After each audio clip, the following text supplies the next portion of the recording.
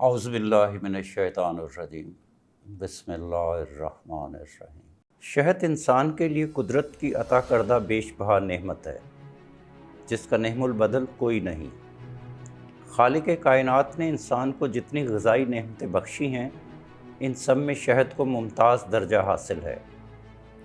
شہد ایک قدرتی پیداوار ہے۔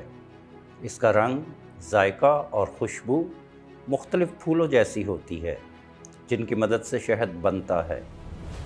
رب ذوالجلال نے شہد کو باعث شفا قرار دیا ہے، چنانچہ قرآن پاک میں ارشاد ہے، اس میں لوگوں کی بہت سی بیماریوں کے لیے شفا ہے۔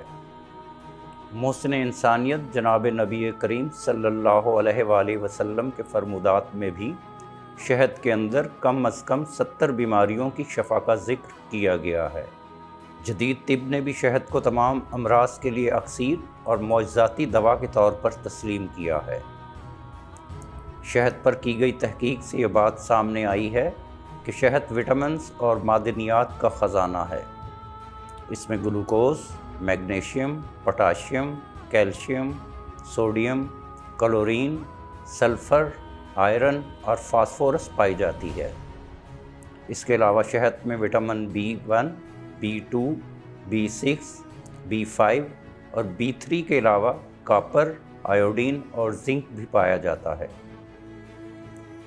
صدیوں سے شہد کی افادیت صرف جسم کے اندرونی نظام کی مضبوطی تک ہی محدود نہیں ہے، بلکہ اسے لوگ چہرے کی خوبصورتی کے لیے بھی استعمال کرتے ہیں۔ اس میں جلد پر پڑنے والے داغ اور دھبے مٹانے کی صلاحیت موجود ہے۔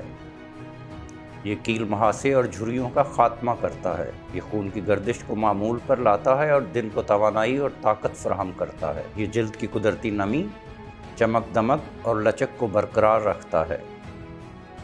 یہ آیام کی بے قاعدگی کو درست اور خواتین کو صحت مند بناتا ہے۔ یہ کھلاڑیوں میں طاقت اور توانائی پیدا کرتا ہے۔ یہ خون میں کولیسٹرول کو ٹھیک رکھتا ہے اور قوت مدافعت بڑھاتا ہے۔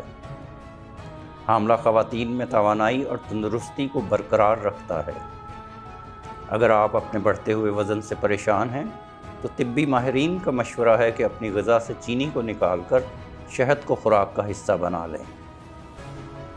ناظرین، خالص اور معیاری اشیاء خریدنے کے لیے www.chiltanpure.com پر تشریف لائیں۔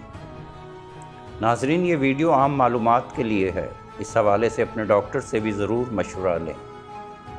آخر میں دعا ہے کہ اے بار الہ ہمیں سچائی پر قائم رہنے کی توفیق عطا فرما۔ آمین۔